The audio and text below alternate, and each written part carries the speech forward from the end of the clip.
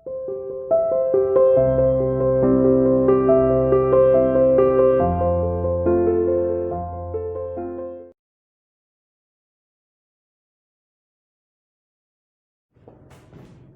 to CR International School online classes. Hello students, our today's topic is numericals of the rate constant K, initial concentration है ना, T time की concentration और बेटा order of reaction से related. मतलब हम ऐसे न्यूमेरिकल्स बेटा आपको कराएंगे है ना, जिसमें आपको ऑर्डर ऑफ रिएक्शंस है ना, रेट कांस्टेंट के और किसी टाइम पीरियड पर या बिना टाइम पीरियड के भी जो इनिशियल कंसेंट्रेशन है ना, वो आपको दे रखी होगी। ठीक है बेटा, तो इसका जो देखो कई सारे मेथड हैं रिएक्शन के रेट कांस्टेंट के की वैल्यू को बताने के। उनमें से एक ग्राफिकली मेथड भी होता है बेटा, है ना, जैसे मैं पहले आपको नेम बता देता हूँ। उनमें से कुछ मेथड को मैंने एक मेथड को बोर्ड पे लिख रखा है।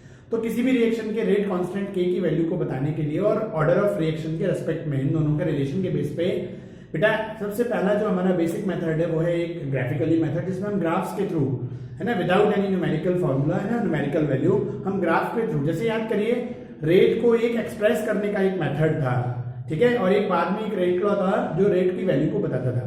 ऐसे ही सेम कि ऑर्डर ऑफ रिएक्शन को ग्राफ के अकॉर्डिंग भी हम बता सकते हैं, तो वो ग्राफिकली मेथड कहलाता है। वो एक थ्योरेटिकल कॉन्सेप्ट है और इनिशियल कॉन्सेप्ट था। ठीक है बेटा, उसके बाद एक आता है हमारा जो मैंने बोर्ड पे लिख रखा है इनिशियल रेट मेथड या अल्टरनेटिव मेथड। ठीक है बेटा, तो सेकंड मेथड ये हुआ जो रिएक्टेंट की इनिशियल कंसेंट्रेशन पर और रेट पर डिपेंड है बेटा। क्लियर है पॉइंट? ठीक है बेटा, और जो हमारा थर्ड मेथड आता है वो होता है बेटा इंटीग्रेटेड रेट मेथड। ये इंटीग्रेशन और जो डिफरेंशिएशन वाले जो मेथड होते हैं बेटा, तो एक उस पर बेस्ड मेथड है जिसको हम बोलते हैं इंटीग्रेटेड रेट मेथड। ठीक है बेटा, तो ये 3 टाइप के हमारे वे हैं। एक है ना ऑर्डर ऑफ रिएक्शन और रेट कांस्टेंट के बीच की वैल्यूज को निकालना है ना। तो पहला मेथड बाय ग्राफिकल, ठीक है, second method by alternative method और इनिशियल रेट मेथड, और जो थर्ड मेथड है वो है ना integrated method. Is that okay? चलिए, तो हम ग्राफिकली मेथड को बेटा मैं लास्ट में लूंगा। पहले मैं ले रहा हूँ इनिशियल रेट मेथड, जिसमें हम रेट किसी भी रिएक्शन के रेट कांस्टेंट के को, ऑर्डर ऑफ रिएक्शन को उन रिएक्टेंट की इनिशियल कंसेंट्रेशन के बेसिस पर मैं डिफाइन करूंगा। ठीक है, तो बेटा आप देख रहे हो जैसे बोर्ड पर एक इक्वेशन दे रखी है, ठीक है ना बेटा, आपके पास एक इक्वेशन है बोर्ड पर। उसमें आप क्या देख रहे हो बेटा, देखो जैसे हमने स्टार्टिंग में नहीं था जब हमने रेट लॉ बताया था, स्मॉल है ना, ए रिएक्टेंट है, कैपिटल ए, स्मॉल ए उसकी मोलर कोएफिशिएंट है, बी क्या है रिएक्टेंट उसका ये कोएफिशिएंट है। ठीक है ना बेटा, तो इस तरीके से, लेकिन ये जो मोलर कंसंट्रेशन होती है बेटा, मान लो मुझे ऑर्डर ऑफ रिएक्शन बताना है या रेट कांस्टेंट के की वैल्यू बतानी है, तो मुझे सबसे पहले इस पे क्या लगाना होगा, मुझे सबसे पहले इस पे बेटा रेट लॉ लगाना होगा। यही चीज होती है ना रेट लॉ। सबसे पहले मुझे इसे बताने के लिए क्या करना पड़ेगा, है ना, आपका मुझे रेट लॉ बताना पड़ेगा बेटा। और रेट लॉ आप याद करिए, हमने एक सिखाया था आपको R इक्वल टू के, पहले हमने थ्योरेटिकल मतलब लॉ ऑफ मास एक्शन के बेसिस पर बताया था।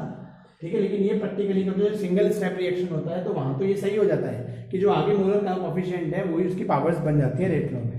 लेकिन अगर मान लो ये जो आगे कोएफिशिएंट दिख रहे हैं, जो कंसेंट्रेशन दिख रही है, और ये रिएक्शन को स्टार्ट नहीं करा रहे, तो जो बेसिक रेट लॉ होता है वो किसमें है ना, जो किसमें आता है बाद में जो हुआ R इक्वल टू के ए और a to the power p and b to the power बेटा q।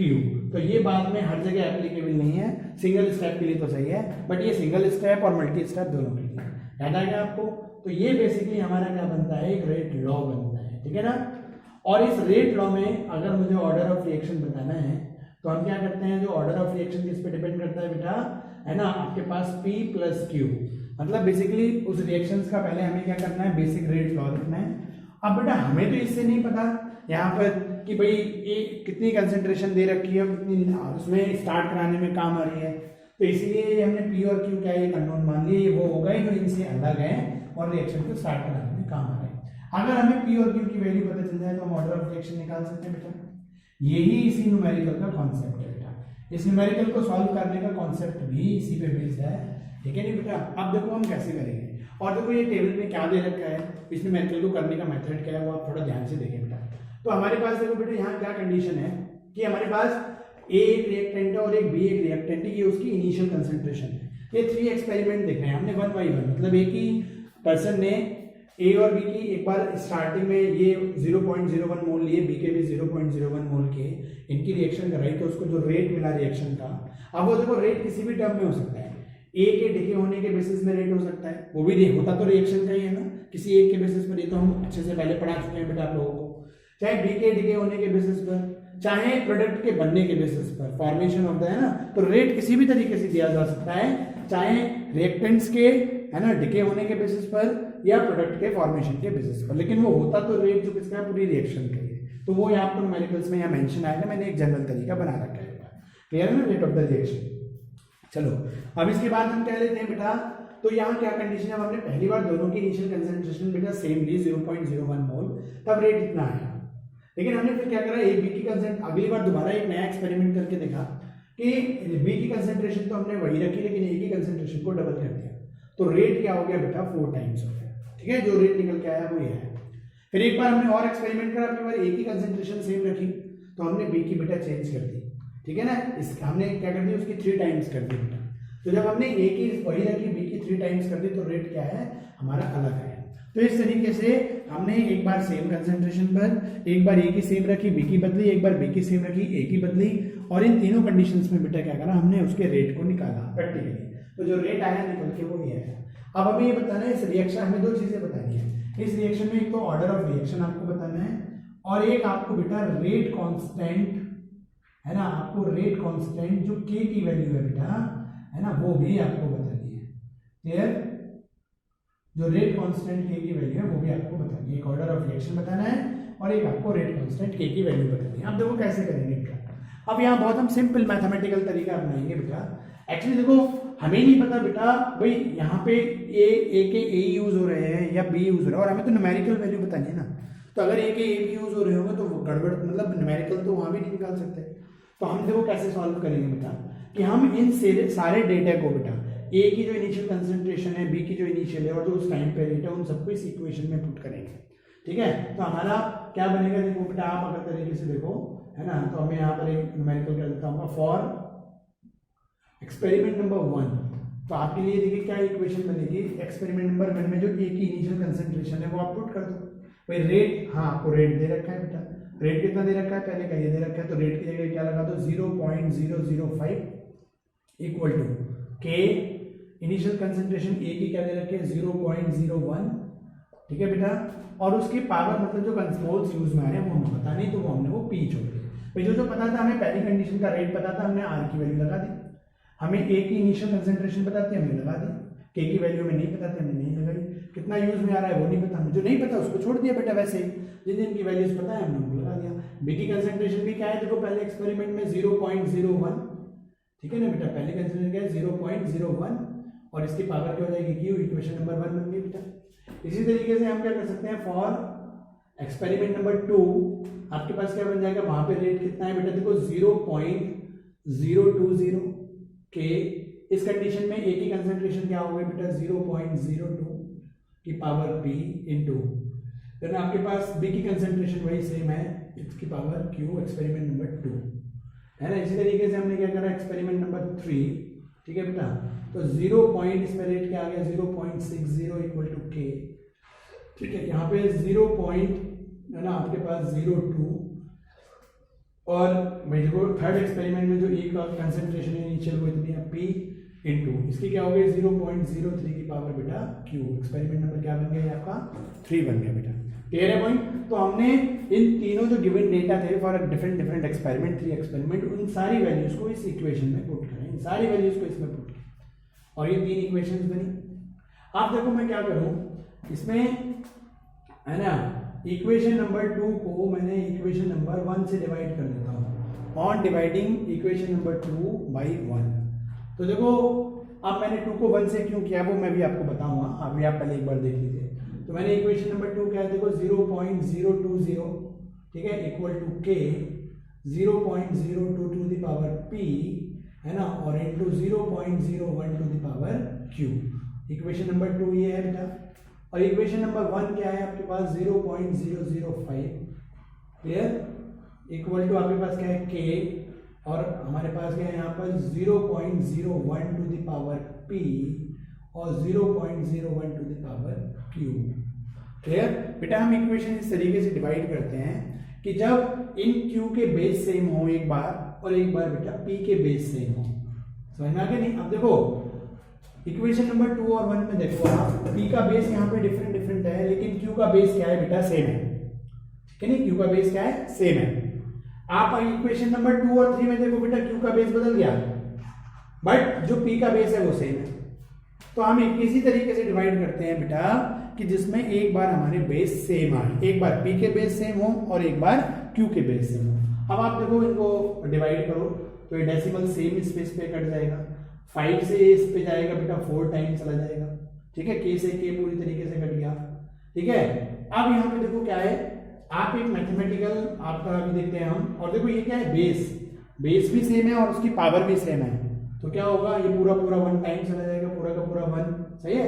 अब देखो क्या बचा आपके पास, यहाँ बचा क्या 4, क्लियर है पॉइंट, और इधर देखो ये K से K पूरा 1 टाइम चला गया। हाँ, जब पावर सेम होती है तो हम उसको बेस को भी बेटा एक साथ इकट्ठा करके लिख सकते हैं, ठीक है। भाई देखो इसकी भी पावर P है और इसकी भी पावर P, मैंने कॉमन पावर P बना दी, ये टर्म थी ना इकट्ठी P बना, ये ऐसे मैथमेटिकली है सिंपल बेटा, और ये तो बना ही गया, ये इससे पूरा कटाएगा, हमारे पास ये बन गया। अब इसको हम बेटा डिवाइड कर सकते हैं नॉर्मली, और हम इस 4 को क्या लिख सकते हैं 2 की पावर 2, और ये क्या हो गया बेटा हमारे पास 2 की पावर P।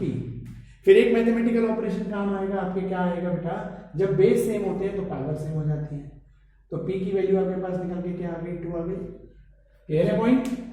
मैथमेटिकल ऑपरेशन समझ में आया, दोबारा बताता हूँ आपको जिससे आपको कोई कंफ्यूजन नहीं हो, दोबारा बहुत आसान वे है बेटा ये, ठीक है ना। जैसे हमने क्या करा, उन 2 इक्वेशंस को आपस में डिवाइड करेंगे जिसमें एक बार P की बेस सेम हो और एक बार Q का, मैंने पहली बार Q का बेस सेम ले लिया बेटा, तो 2 को 3 से डिवाइड करा, ये देखिए इस तरीके से K से K कटा, ये पूरे से पूरा बेस भी सेम है, पावर भी सेम है, मतलब सेम टर्म में कट गए, ठीक है। यहाँ से डेसिमल सेम जगह पर है वैल्यू पर, उनको हटाया, 5 से 4 टाइम्स गया तो 4 आ गया, K से K गया, इसका पावर सेम है तो मैंने इनको इकट्ठा करके लिख लिया, फिर इनको भी आपस में डिवाइड कर लिया तो 2 की पावर आ गया, 4 को मैं 2 का बस, क्लियर। सेम इसी तरीके से बेटा मैं अगर ऐसे करूं, है ना, ऑन, है ना, equating equation number 3 by 1, equation अच्छा P की पावर देखो किसमें है, P की पावर इन दोनों में सेम है, तो इन दोनों को डिवाइड करूंगा मैं 2 और 3 को, तो इक्वेशन 3 को बेटा मैं किससे करूं, इक्वेशन 2 से डिवाइड करूं, तो आप ही देखो क्या बनेगा बेटा कि इक्वेशन 3 क्या है मेरे पास 0.060, और इक्वेशन है ना, और इक्वल टू हमारे पास क्या K 0.0 to the power P और 0.033 to the power Q upon, ठीक है बेटा। हमारे पास अब आओ इक्वेशन 2 क्या है, हमारे पास 0.020 है ना, और 0.020 टू दी पावर P और 0.01 टू दी पावर Q, ठीक है बेटा। अब वही सेम प्लेस पर है, डेसिमल हटा, ये इससे क्या जाएगा 3 टाइम्स जाएगा, ठीक है, ये इससे 1 टाइम्स गया, यहाँ बेस भी सेम है बेटा, पावर भी सेम है, पूरा कटेगा, तो अब देखो हमारे पास क्या बन गया, ये 3 इक्वल टू, ठीक है बेटा, हमारे पास क्या बन गया 3 इक्वल टू, और यहाँ देखो हमारे पास पावर सेम है तो मैं इसको क्या करूँ 0.03 अपॉन 0.01, और इसकी होल पावर क्या बना ली मैंने Q, ठीक है बेटा, इससे मैंने ये डिवाइड कर दिया। अब देखो क्या बचा मेरे पास, यहाँ 3 की पावर 1 बचा और यहाँ 3 की पावर बेटा Q बचा, ठीक है भाई, ये देखो 3 और इसकी पावर Q है, कुछ भी नहीं है तो मैं 1 मान सकता हूँ, बेस सेम तो पावर भी क्या आ जाएगी, पावर बराबर हो जाएगी, तो Q बराबर बेटा क्या आ गया 1। तो एक बार आपके सामने P बराबर 2 आ गया बेटा, और एक बार आपके सामने Q बराबर 1 आ गया, क्लियर पॉइंट। तो आपके पास P और Q की वैल्यू आ गई। अब इन वैल्यूज को बेटा आप यहाँ पुट कर दो, देखो ठीक है, आप यहाँ पुट करके आसानी से निकाल सकते हैं ऑर्डर ऑफ रिएक्शन, भाई P और Q तो है, तो आप इन वैल्यूज को यहाँ पुट करो, तो P की वैल्यू क्या है आपकी बेटा 2, और हमारे पास Q की वैल्यू क्या है बेटा 1, तो हमारा जो ऑर्डर ऑफ रिएक्शन है वो कितना आ गया, ठीक है, इसको शॉर्ट में लिख देता हूँ मैं, ऑर्डर ऑफ आंसर को ये लिख देता हूँ, ठीक है, ऑर्डर ऑफ रिएक्शन जो निकल के आया बेटा वो हमारे पास कितना आ गया 3। तो एक पार्ट सॉल्व हो गया। अच्छा इसमें एक क्वेश्चन ऐसे भी बनता है बेटा कि इस इक्वेशन का रिएक्टेंट A के बेसिस पर आप रेट बताइए, ठीक है ना, तो A की पावर क्या है बेटा P, तो अगर आपसे केवल ऑर्डर ऑफ रिएक्शन पूछे रिएक्टेंट A के बेसिस पर, तो A की पावर क्या है P और P की वैल्यू क्या है 2, तो on the basis of A इस रिएक्शन का रेट क्या होगा, ऑर्डर ऑफ रिएक्शन क्या होगा 2, और वो B के बेसिस पर बोले B की पावर क्या है Q और Q की वैल्यू क्या है 1, तो B के बेसिस पर ऑर्डर ऑफ रिएक्शन क्या होगा 1, और ये क्या है बेटा ओवरऑल ऑर्डर ऑफ रिएक्शन।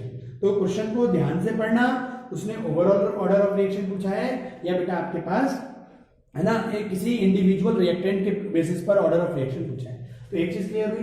अब तो बेटा हम रेट कांस्टेंट K की वैल्यू कैसे पता करेंगे, मैं आपको ऐसे बता देता हूं कि आप इस P और Q की वैल्यू इन तीनों में से किसी इक्वेशन में रख दीजिए। देखो जैसे मैं इक्वेशन नंबर 1 ही लेता हूं, ये पता है मुझे के की वैल्यू तो निकालनी है, पी की वैल्यू क्या है 2 और क्यू की वैल्यू क्या है 1, इनको रखोगे तो देखो ये भी है कांस्टेंट वैल्यू इसकी पावर 2, ये कांस्टेंट वैल्यू इसकी पावर 1।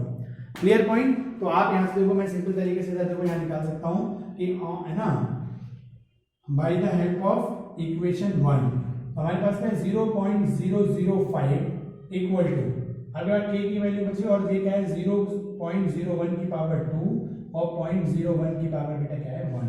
इसको 2 करेंगे बेटा स्क्वायर करेंगे तो आप ही बताओ क्या निकल के आएगा, है ना, आपके पास वही आएगा, देखो 0 के बाद 0.001 आ जाएगा, वही डेसिमल क्या हो जाएगा, स्क्वायर करोगे आप तो डेसिमल 4 प्लेस के बाद आ जाएगा।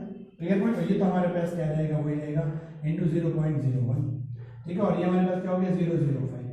अब आप कर लो बेटा, अब के की वैल्यू निकालना है तो आपके पास 0.005 अपॉन 0.001 इंटू 0.01। अब देखो 4 पॉइंट के बाद ये है और 2 के बाद ये, टोटल 6 हो गया, इधर 3 है तो इधर 3 हमारे 0 और बढ़ जाएंगे बस।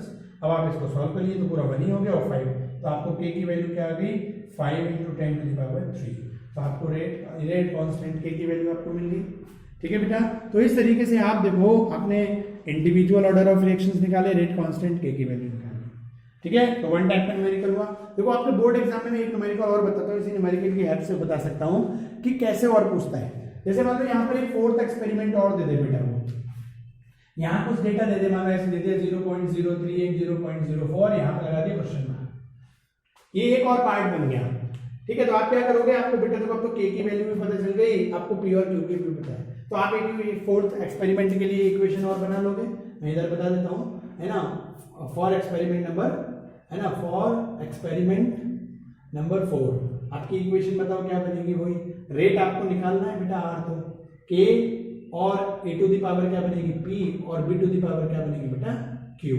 तो आर की वैल्यू तो आपको निकालनी है यहाँ पर 4th एक्सपेरिमेंट में, के की वैल्यू आप अभी निकाल के लाए हो बेटा, है ना, तो आर इक्वल टू क्या हो गया 5 इंटू 10 टू द पावर 3, ठीक है बेटा, इंटू ए, इसमें आपको कंसेंट्रेशन क्या दे रखी है 0.03 और उसकी पावर पी क्या है, पी की वैल्यू आपने यहाँ निकाल दी कितनी है 2, इंटू बी की कंसेंट्रेशन वहां कितनी दे रखी है ना 0.04, इसकी पावर क्या हो जाएगा। आप देखो ये कांस्टेंट वैल्यू, ये कांस्टेंट वैल्यू, ये सब कांस्टेंट आपके पास, आर इनको कैलकुलेट करके निकाल लोगे आप। तो इस तरीके से बेटा देखो बोर्ड एग्जामिनेशन में ऐसा एक न्यूमेरिकल आया है। तो देखो ये बहुत सिंपल मेथड है ना, बस इसमें एक प्रेशर वाले न्यूमेरिकल और मिलेंगे, कंसंट्रेशन के अलावा प्रेशर, वो अभी मैं लास्ट में आपको सिखाऊंगा, लेकिन आप कंसंट्रेशन के बेसिस पर आप इस तरीके से सारे न्यूमेरिकल करके देख लीजिए। आपके बोर्ड एग्जाम में सबसे पहले कहूँगा 10 ईयर्स में आपको जितने भी ये टेबल वाले न्यूमेरिकल मिलते हैं आप उनको करें, बस प्रेशर वाला जिसमें कंसंट्रेशन की जगह प्रेशर हो एक वो छोड़ दीजिएगा, एक बार बोर्ड क्लास में है वो मैं भी बाद में बताऊँगा। तो हमारा एक ग्राफिकली मेथड बाद में बताऊंगा, अल्टरनेटिव मेथड का न्यूमेरिकल मैंने समझा दिया, बस एक न्यूमेरिकल प्रेशर वाला आता है वो बाद में लेंगे। नेक्स्ट वीडियो में हम लेंगे इंटीग्रेटेड रेट मेथड वाला। Okay, thank you.